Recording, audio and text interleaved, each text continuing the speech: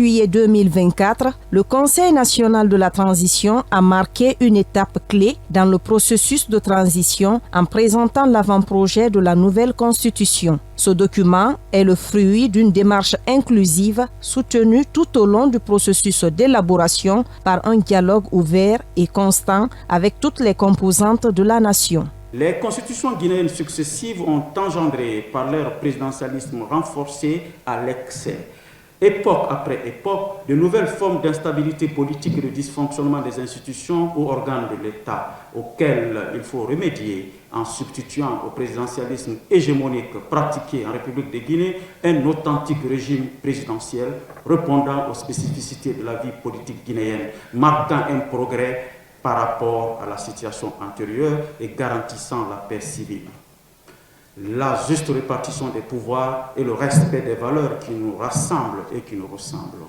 Dans ce contexte, l'objectif de la réforme constitutionnelle est à la fois d'assurer la pérennité des institutions et de revaloriser les fonctions de la représentation parlementaire tout en assurant un meilleur équilibre des pouvoirs séparés. Conformément aux objectifs de la rectification institutionnelle prônée par le chef de l'État et répondant aux aspirations du peuple de Guinée, l'avant-projet introduit plusieurs innovations visant à corriger certaines insuffisances du passé. Cette approche constitue un élément fondamental pour transformer les institutions et résoudre les défis sociopolitiques. Cette constitution nous ressemble et ça nous rassemblera, dans la mesure où il y a des choses dedans qui sont des nouveautés et qui constituent ici des choses qui sont inaliénables à l'homme et à la société guinéenne, bien sûr.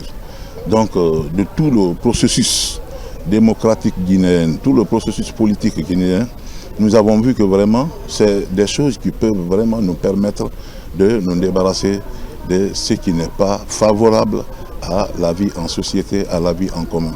Et je me dis qu'il n'y a pas meilleure manière de préparer la relève et surtout sécuriser la constitution qui devait participer les jeunes. Et aujourd'hui, nous sommes très ravis parce que nous sommes au cœur de cette élaboration. Et rassurez-vous qu'on va certainement vulgariser et surtout protéger cette constitution parce que le contenu prend en compte nos besoins et préoccupations et surtout ça nous protège en tant que jeunes. La rédaction de ce texte est le résultat des efforts soutenus des conseillers nationaux sous la direction du docteur Dansa Kourouma. L'objectif principal étant de répondre aux attentes des citoyens tout en remplissant la mission du CNT définie par la charte de la transition, élaborer et soumettre au référendum un projet de nouvelle constitution.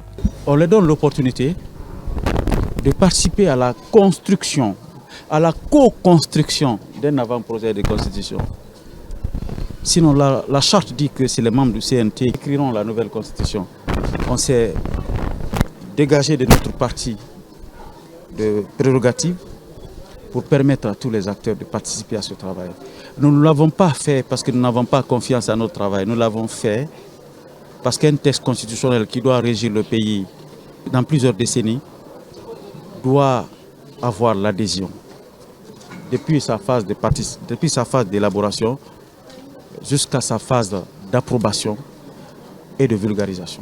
À la suite de cette présentation, un dialogue institutionnel a été initié pour exposer le texte et en recueillir les contributions auprès de divers groupes d'acteurs nationaux. Ce dialogue inclut le gouvernement, le CNRD, les diplomates, les représentants du secteur privé, les centrales syndicales, les sages et leaders religieux, les délégations spéciales, les médias, le monde académique ainsi que d'anciens premiers ministres.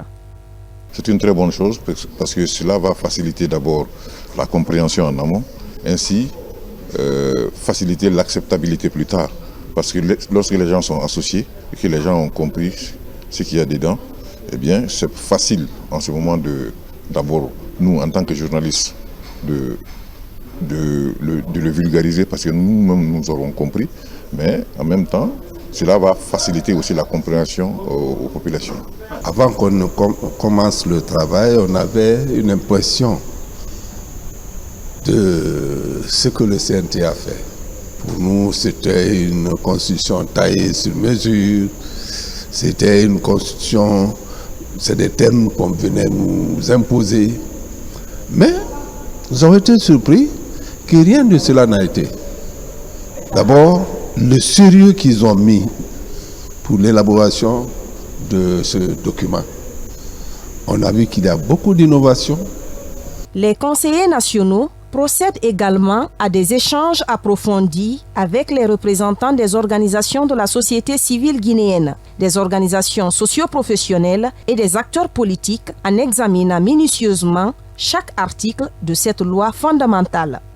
Les participants saluent unanimement l'approche inclusive du Conseil national de la transition, soulignant la démarche participative et l'intégration effective des aspirations des principales entités en Guinée. Et nous allons classer, c'est-à-dire le débat en deux paquets. Il y aura un paquet de points d'accord, un paquet de points de désaccord. Si toutefois les points de désaccord dans les commentaires des panélistes du CNT, ils arrivent à nous convaincre, peut-être on n'aura pas le paquet de désaccord, on n'aura que des paquets d'accords. Les acteurs politiques, y compris ceux en dehors de Conakry, reconnaissent également l'engagement du CNT en faveur de la participation citoyenne, ce qui démontre le sens de responsabilité dans la refondation de la Guinée pour un avenir pacifique et prospère. Je crois qu'on nous a embarqués dans la dynamique du dialogue depuis le début de ces travaux, tout le monde le sait. Et dans la salle aujourd'hui, le décor a été planté, les débats ont juste commencé. Je pense qu'on est toujours dans cette dynamique et j'apprécie les choses jusqu'à ce niveau. Lors des débats constructifs et ouverts, Dr Dansa Kourouma, entouré de conseillers nationaux, a répondu aux préoccupations soulevées par les acteurs politiques, clarifiant ainsi le contenu du document et éclairant les responsables politiques sur son intention et ses implications. Nous trouvons les consultations très efficaces. Il y a beaucoup de bonnes contributions qui sont faites. Mais les gens gagnent beaucoup plus parce qu'ils comprennent la Constitution. In fine, on veut avoir une Constitution qui est comprise et acceptée par l'ensemble des composants de la vie de la nation.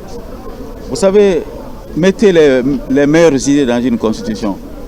Si le peuple ne comprend pas son esprit et sa lettre, et que les juges n'aient pas le courage et l'indépendance d'appliquer ces dispositions de la Constitution, et que la société civile et les partis politiques se battent pour le respect de son esprit et de sa lettre, ce n'est pas une constitution. Donc une constitution, ce n'est pas des phrases juste à poser, c'est un esprit, c'est des valeurs, c'est une histoire, c'est un contexte. Et ce sont des obligations et des engagements. Il faut que chacun s'associe à prendre ça en compte. Avant le déploiement des conseillers nationaux à l'intérieur du pays, une formation en technique de vulgarisation et d'animation de l'avant-projet a été organisée. Y ont pris part non seulement les conseillers nationaux et les agents de l'administration parlementaire, mais aussi les représentants des sages et coordinations régionales, les leaders religieux, les syndicalistes et les membres du Conseil national des jeunes. L'objectif était de leur transmettre l'esprit et le contenu du texte avec un accent particulier sur les principales innovations. Donc, on nous a appelés pour pouvoir nous donner le guide, la force et la compréhension pour pouvoir communiquer avec la population à la base. Puisque au moment où je vous parle, il y en a beaucoup ici qui savent déjà, qui ont déjà lu ces textes, je vous le dis avec certitude en connaissance des causes. Mais pour une perspective collective et globale, nous avons estimé que tout le monde puisse avoir comme ça un échange avec le rapporteur de la Commission Constitution. À l'issue de ces rencontres, les participants ont été équipés pour mener efficacement la campagne de vulgarisation de l'avant-projet de nouvelle constitution. La transparence et l'inclusivité du processus sont des priorités pour le président de la République, le général Mamadi Doumbouya, et comme pour dire que nous nous dirigeons vers une constitution qui nous ressemble et nous rassemble.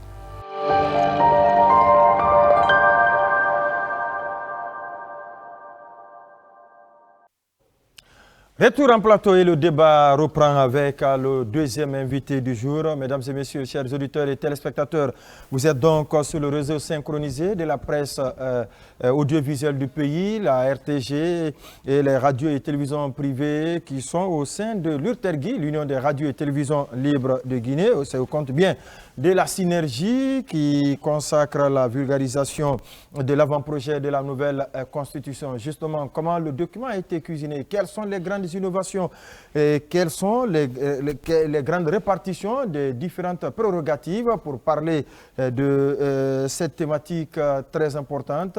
Ici en plateau, M. Mohamed Ali Thiam, il est le président de la commission Constitution, Loi organique, administration publique et organisation judiciaire. Il va essayer de nous expliquer. Honorable Mohamed Ali Thiam, bonjour. Bonjour, M. Condé. Madame Diallo, Mariam Kamara, première question pour notre invité. Allez-y. Le menu a changé. Le menu conservé aux Guinéens a changé. Aujourd'hui, on a de nouvelles entrées, de nouvelles recettes dans notre constitution, mais aussi celles dont on s'est débarrassé. Est-ce que vous pouvez un peu nous parler, vous qui avez participé à l'élaboration, à la rédaction de cette constitution? Bien. C'est parti de quoi concrètement? Est-ce qu'il y avait de nouveaux textes avec lesquels vous vous êtes inspiré ou vous êtes allé avec du néant, constitué brique après brique? En droit, on ne va jamais du néant. Fustel de Coulanges disait que le droit ne tombe pas du ciel. Il est le résultat des relations sociales et des exigences du vivre ensemble. Cette constitution découle de deux choses. D'abord, c'est que nous avons une identité constitutionnelle qui date de 1958. L'accession du pays à l'indépendance. Nous avons défini là les règles qui doivent gouverner notre État, notre République, puisque nous avons choisi la République et non un royaume ou un sultanat. Nous avons écrit des textes. Nous avons posé des principes et nous avons énoncé des règles. Au fur et à mesure de notre évolution, nous nous sommes rendus compte que il doit y avoir une adaptation. Cette adaptation qui se fait avec le temps demande que de temps en temps, nous revoyions nos textes.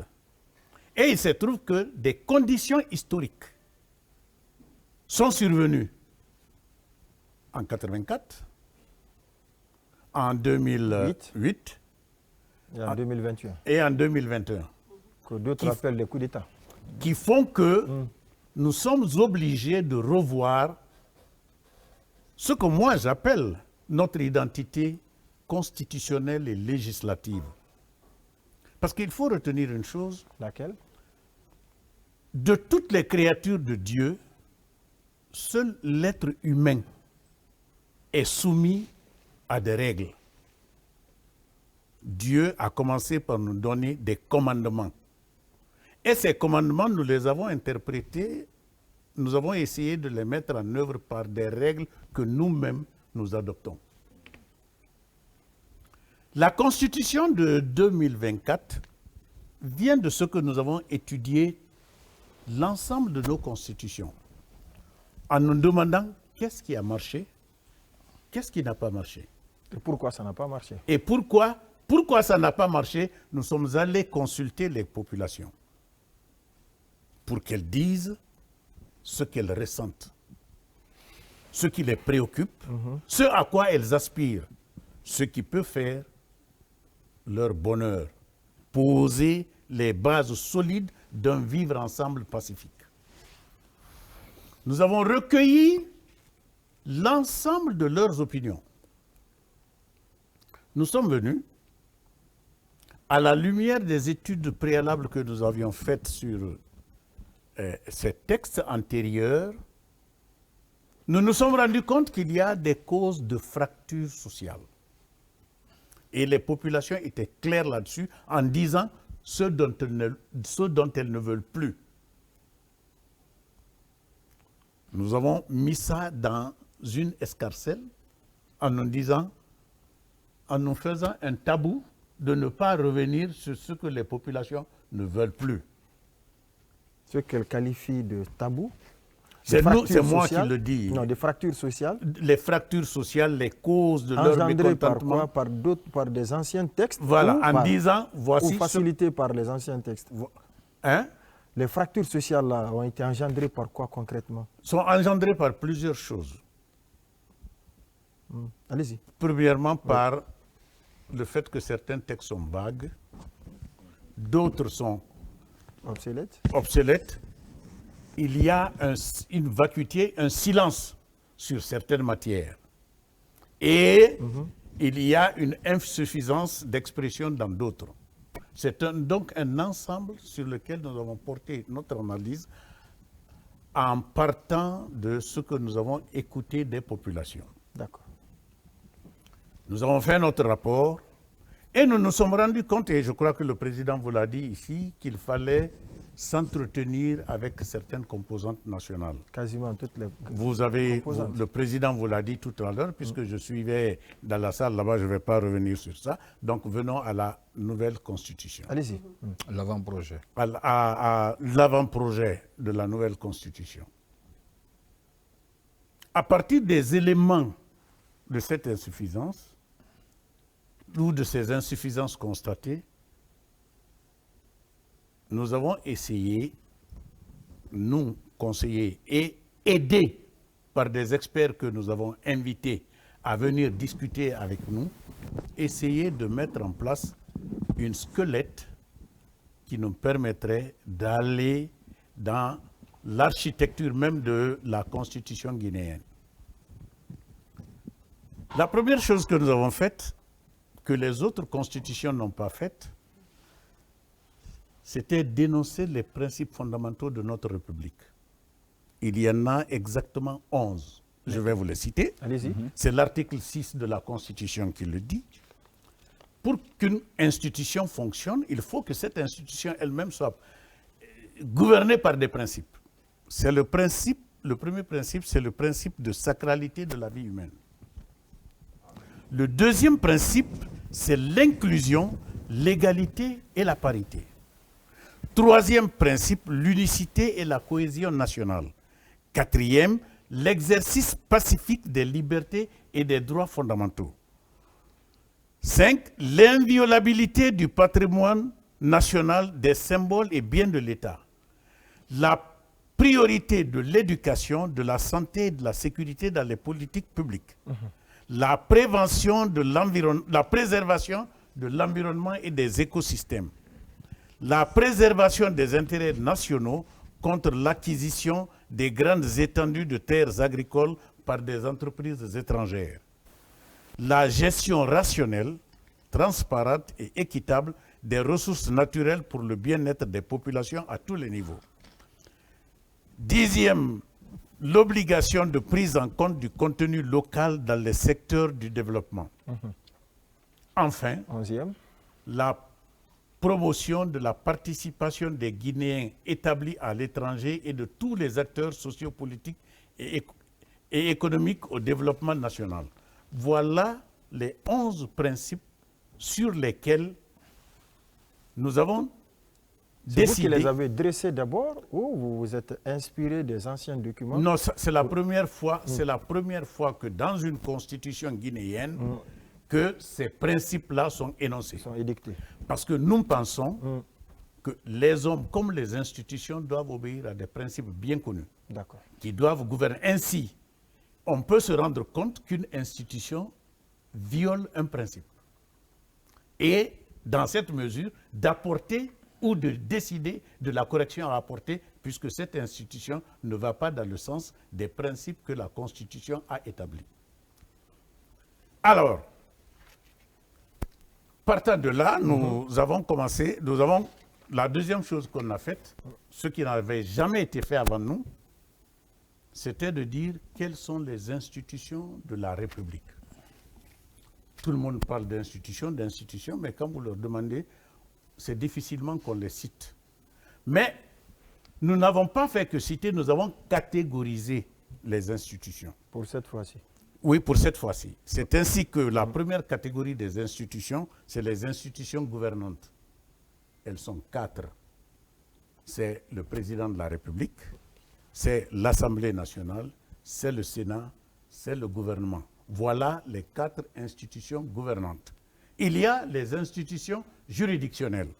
C'est la Cour suprême, la Cour constitutionnelle, la Cour des comptes, la Cour spéciale de justice de la République. Enfin, vous avez les institutions d'appui à la gouvernance démocratique.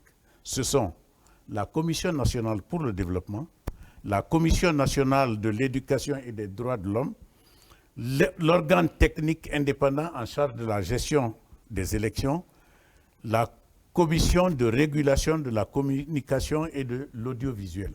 Voilà les institutions. Il y en a donc 12 qui gouvernent la République. Il y en a 12 qui gouvernent donc la République. La République. Oui, mais par le passé, on disait les institutions constitutionnelles, on parlait de la présidence de la République ou le président de la République. C'était la source de toutes les confusions. Ah bon? Nous avons voulu lever les confusions. Pourtant, ailleurs, c'est comme ça. À savoir qu'une institution a une fonction. Bien entendu. Elle est gouvernée par des règles. Elle a une structure. Appelons donc les choses par leur nom.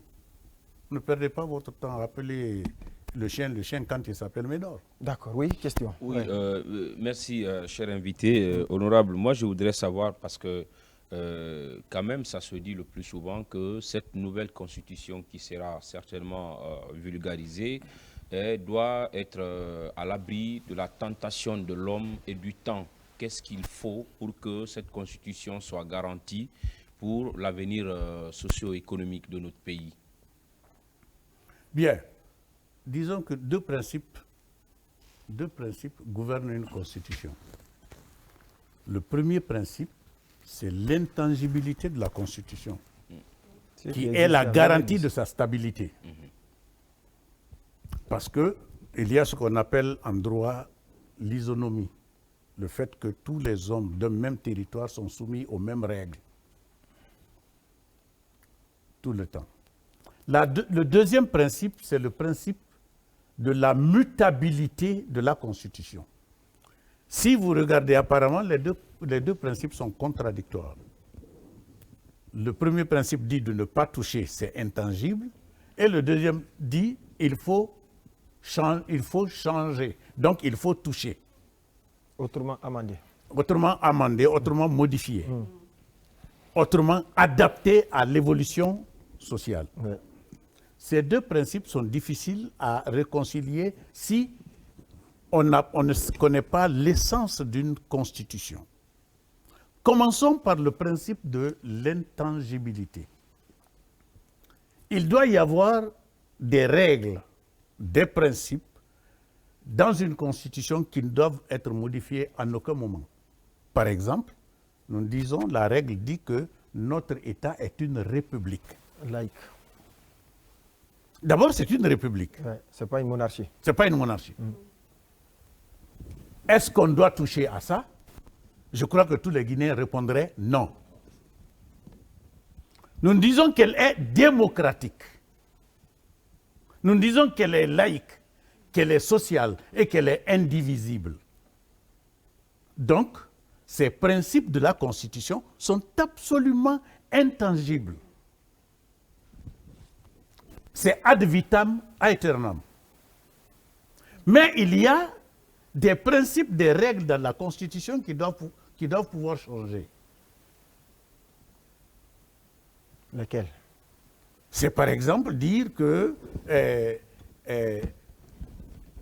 les institutions telles que l'organe de gestion des élections peut changer. On peut modifier les principes sur cela. On peut changer les institutions de gouvernance. Les institutions de gouvernance, on peut changer.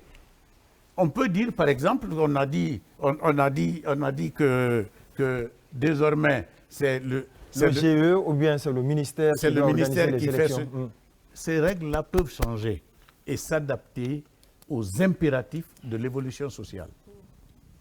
Mais il y a des principes qui ne peuvent pas changer. Lorsque nous disons que notre drapeau c'est rouge, jaune, vert, nous n'allons plus changer ça. Disposition verticale. Nous n'allons plus changer ça. Notre hymne, c'est liberté. Nous n'allons plus changer cela. Nous avons dit, par exemple, que le mandat du président de la République, c'est 4 ans, renouvelable une seule fois. Voilà des principes sur lesquels nous nous mettons d'accord. Ou bien c'est un exemple que vous donnez? C'est un exemple que je donne. Ah d'accord, il faut que l'exemple corresponde aussi exactement au contenu. Parce que quand vous dites 4 ans, les gens vont penser... Oui, pardon, c'est 5 ans, nous avons dit 5 ans. Excusez-moi, vous savez, on est très chaudé par la présidentielle américaine, oui, parce que quand c'est l'élection aux États-Unis, c'est tout le monde entier qui est concerné. Okay. Allez-y, oui, le mandat c'est 5 ans. Le mandat c'est 5 ans. Oui. Qui ne doivent pas changer.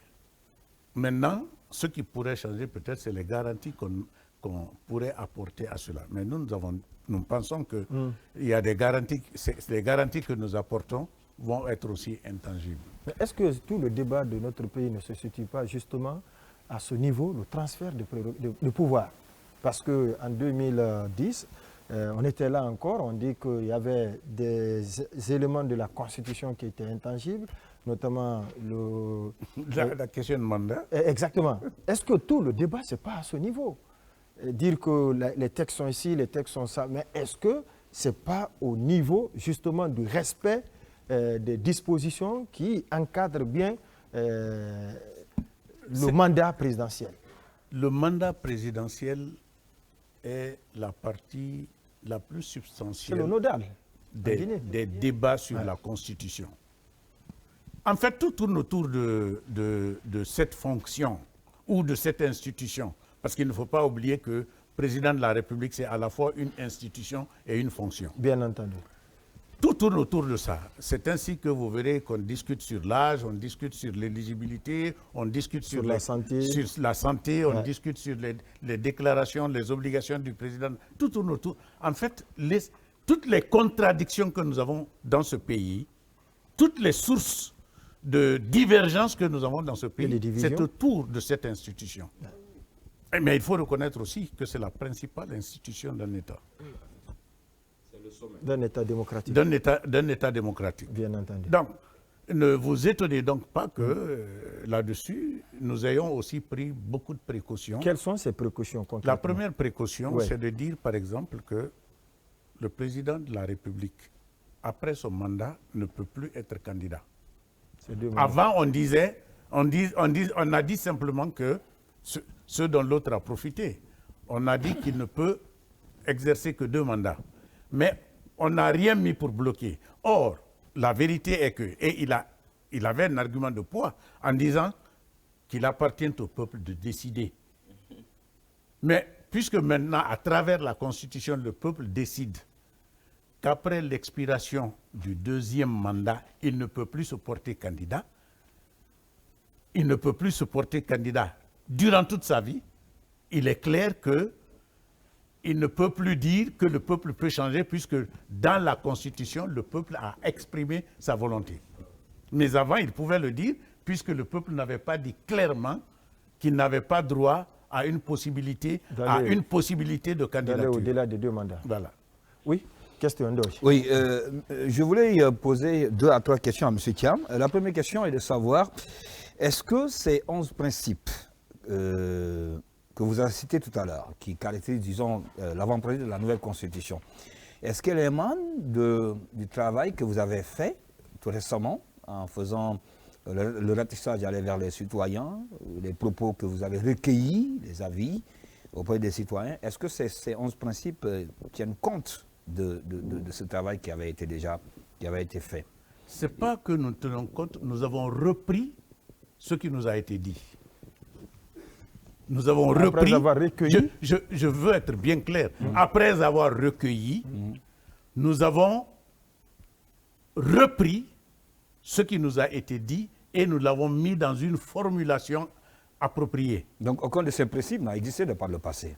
Ça n'a existé dans aucune de nos anciennes constitutions. C'est la première fois que ces principes sont édictés dans une constitution guinéenne. Ensuite, parlons des 11 principes. Il y a un qui attire mon attention le plus, c'est l'exercice pacifique des libertés et des droits fondamentaux. C'est un sujet qui revient sans cesse dans les débats, au sein de l'opinion publique nationale et même pas au-delà même de nos frontières. Qu'est-ce qui est prévu dans l'avant-projet de la Constitution, dans la nouvelle Constitution qui verra bientôt le jour, pour garantir ces libertés et les droits fondamentaux des citoyens? Le titre 2 qui comprend au moins 26 articles, reprend tous les droits fondamentaux du citoyen, conformément à nos engagements internationaux formulés dans la Charte des Nations Unies, dans les pactes internationaux relatifs aux droits de l'homme. Nous avons décidé que ces principes-là doivent être reflétés dans notre Constitution. Et quand vous lisez le préambule le dit très clairement. La garantie, c'est d'un côté, d'abord d'énumérer les droits en disant que vous, par exemple, journaliste, vous avez la liberté non pas seulement d'opinion, mais de l'expression de cette opinion, mais aussi de la publication de cette opinion. Qu'il ne doit pas y avoir d'entrave à cela.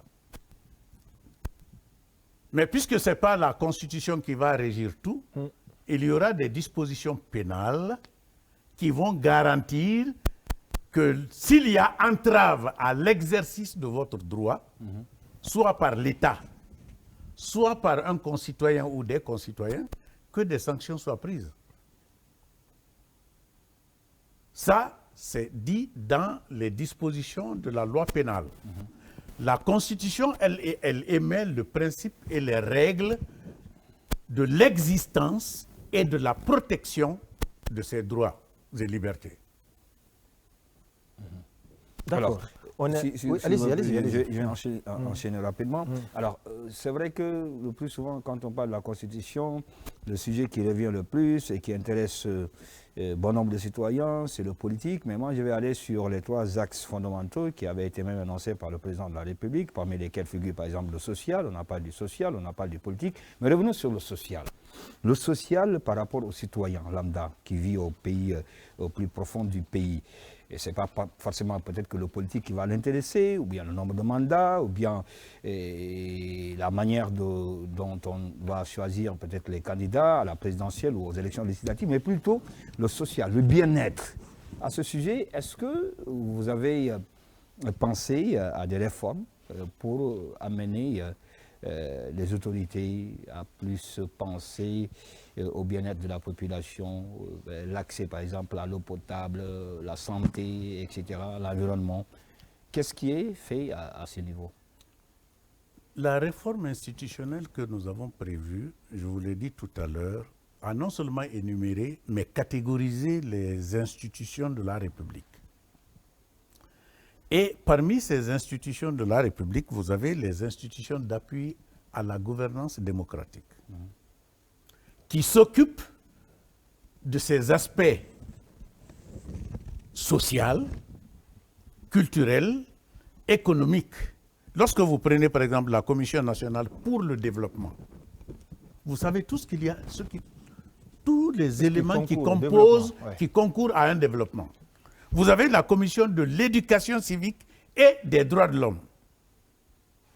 Vous avez l'organe technique indépendant en charge de la gestion des élections et vous avez la Commission de régulation de la communication et de l'audiovisuel. Donc, non, ça c'est l'élection et encore la communication, je parle du social. Y a-t-il plus social que l'élection, que l'expression de la volonté par un citoyen de dire c'est celui-là qui me représente, c'est celui-là qui me dirige, et c'est de cette manière que j'aimerais être dirigé? Parce que n'oubliez pas une chose, que la République, les préfectures, les communes, c'est d'abord le vivre ensemble. Comment vivre ensemble? On ne peut pas vivre ensemble, s'il n'y a pas de règles, s'il n'y a pas de principes, d'autorité chargée de veiller à l'application de ces principes du vivre ensemble. Et des éléments de ce vivre ensemble qui sont la création des biens matériels pour la satisfaction des besoins des populations. Il n'y a pas de social en dehors de ça. D'accord. Et plus que ça. Maintenant, par le passé, on était toujours habitué à 3 pouvoirs. C'est l'exécutif, le législatif et le judiciaire. Dites-nous, comment vous avez éclaté ces différents pouvoirs dans la nouvelle constitution? Quand on dit les institutions d'appui à la gouvernance, est-ce que ces institutions relèvent du pouvoir exécutif d'antan qui a été éclaté? Comment vous avez réorganisé cette fois-ci l'organigramme du pouvoir en République de Guinée? Les trois pouvoirs se retrouvent dans ce que nous avons appelé les institutions gouvernantes. En fait, si vous vous souvenez bien, j'entends souvent les journalistes dire le pouvoir régalien. Le pouvoir régalien, en fait, c'est quoi? Régalien, c'est quoi? C'est le pouvoir du roi. La République a éclaté les pouvoirs du roi pour les confier à des institutions. Bien entendu. Le président de la République, le gouvernement, le pouvoir législatif. L'Assemblée nationale, le Sénat. Non, c'est ça le pouvoir législatif, ou si tu veux le Parlement. Ouais. Et il s'est trouvé que, au niveau du pouvoir, le premier élément de ces institutions gouvernantes, c'est le pouvoir exécutif qui comprend le président de la République et le gouvernement. Et le gouvernement, oui. Le deuxième organe gouvernant, c'est le pouvoir législatif ou le Parlement qu'on a éclaté en deux chambres, le Sénat et l'Assemblée nationale. Mais le rôle de l'Assemblée nationale, c'est de légiférer et contrôler l'action gouvernementale. Si vous prenez le terme légiférer seulement, si vous prenez le terme légiférer, tous les organes, toutes les institutions gouvernantes légifèrent. Maintenant, chacune a un domaine un domaine précis dans lequel il légifère. Les lois sont prises par le pouvoir législatif. Mais dans cela, nous avons éclaté. Il y a les compétences de l'Assemblée nationale et il y a les compétences du Sénat.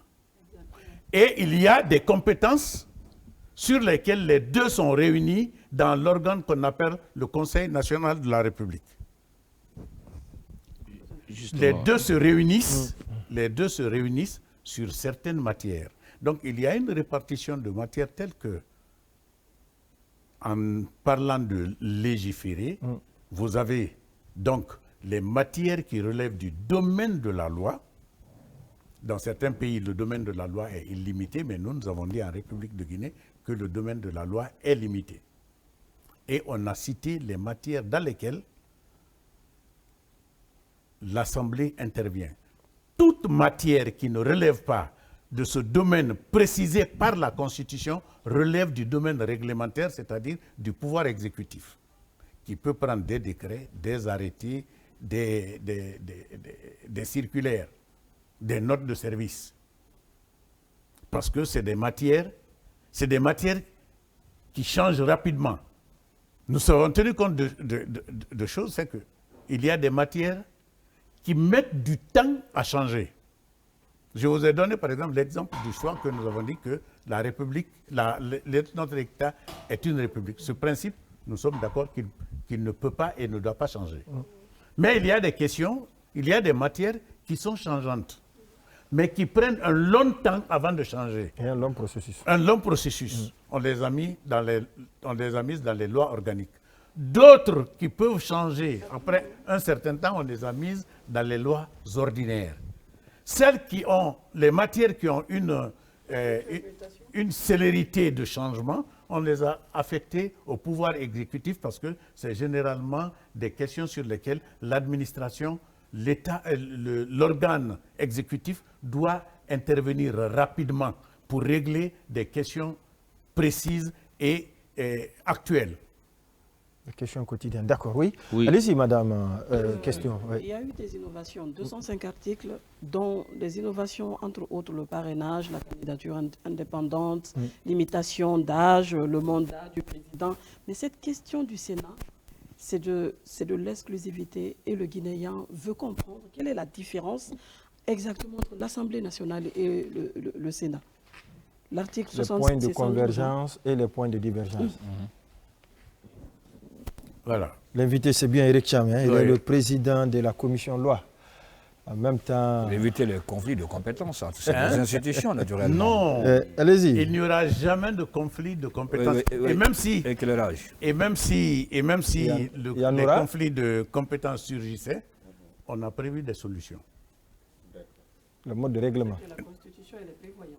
La nouvelle Constitution est très prévoyante. Gouverner, c'est prévoir. Anticiper. Et le principe de prévention doit être la règle fondamentale d'une constitution. D'accord. Le Sénat, l'Assemblée nationale, allez-y. Bon, retenons une chose, c'est que l'Assemblée nationale, c'est l'organe représentatif du peuple de Guinée. Alors que le Sénat est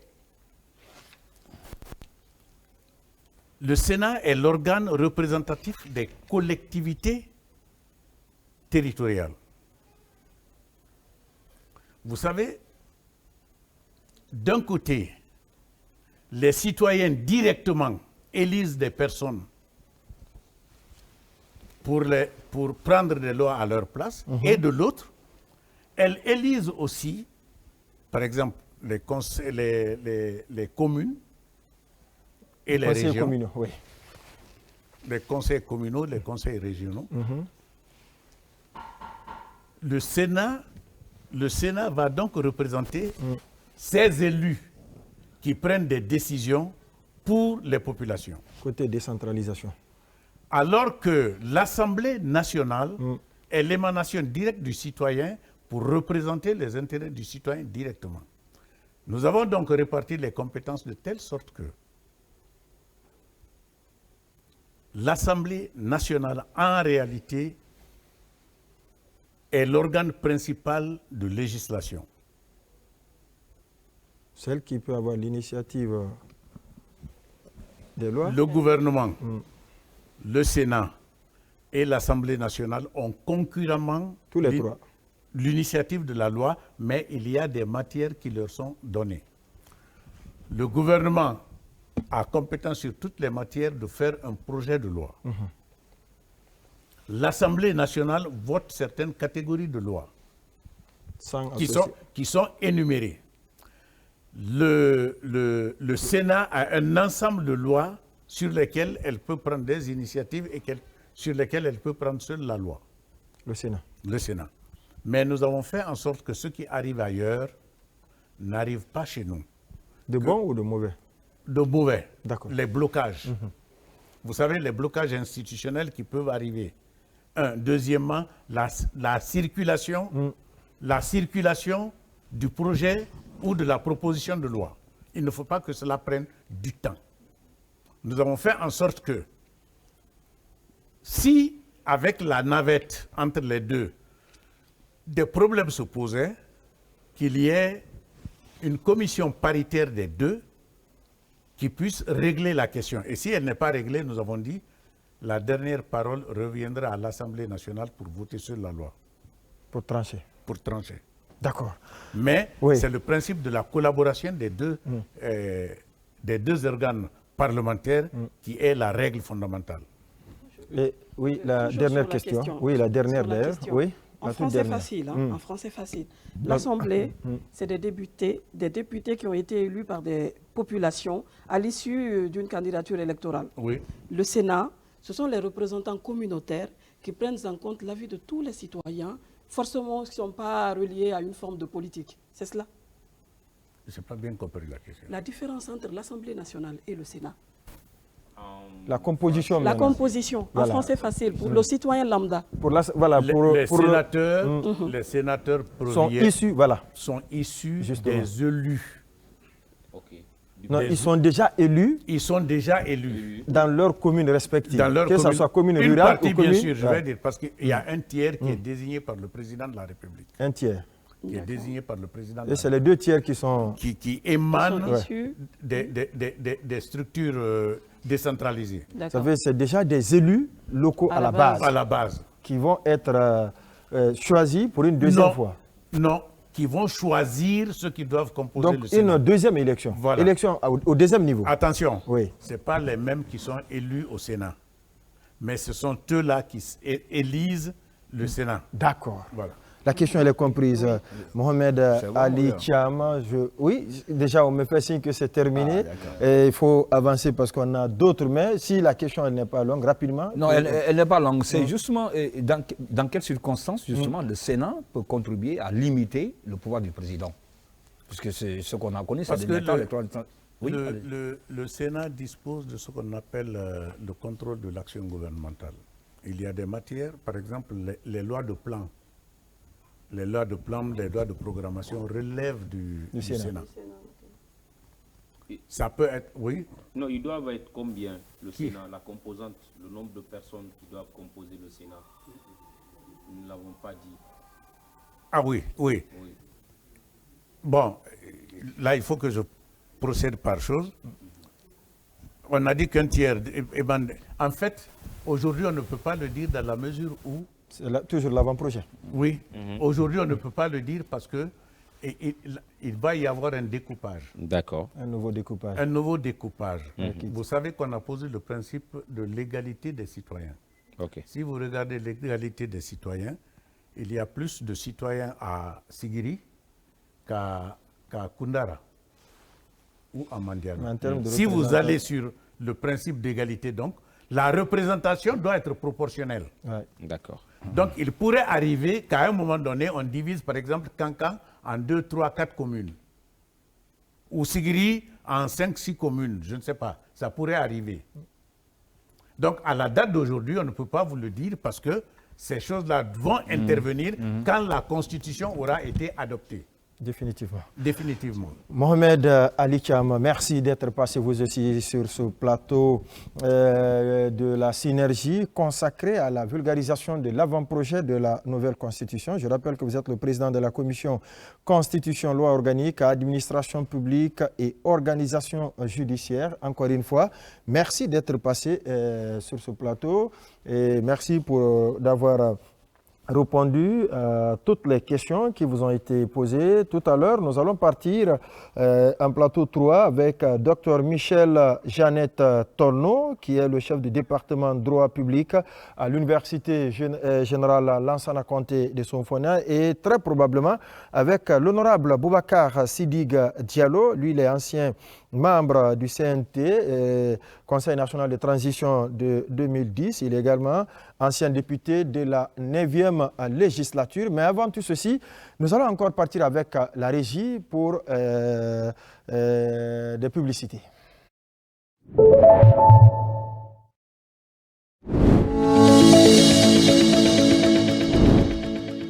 Tout citoyen guinéen a désormais le droit de se porter candidat à toutes les élections nationales ou locales, qu'il soit affilié ou non à un parti politique, conformément aux critères définis par la présente Constitution.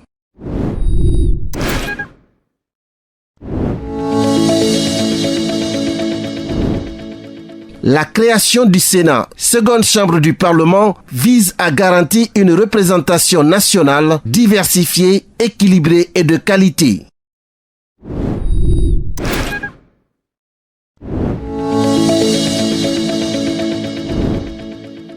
L'accès aux soins de santé est assuré par tout citoyen, indépendamment de ses moyens